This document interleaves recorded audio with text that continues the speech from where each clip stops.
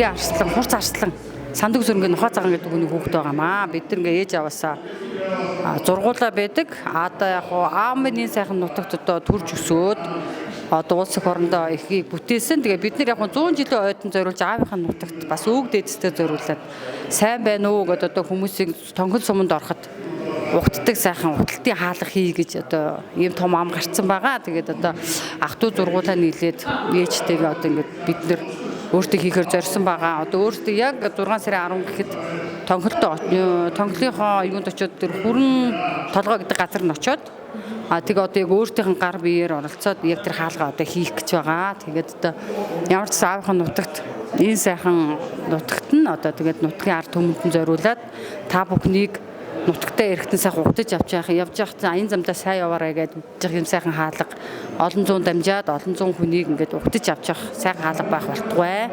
Тэгээ энэ сайхан нутгийн ард түмэнд 100 жилийн баярын мэнд хүргээд та бүхэн бүгдээрээ илгээр инх амгалан төрлөөрөө төвшин амгалан сайн байцгааж энэ сайхан нутаг орондоо олон зуун жилээрээ сайхан ингээд үр удмаараа жаргалтай цэнгэлтэй амьдраарай гэж хүсье.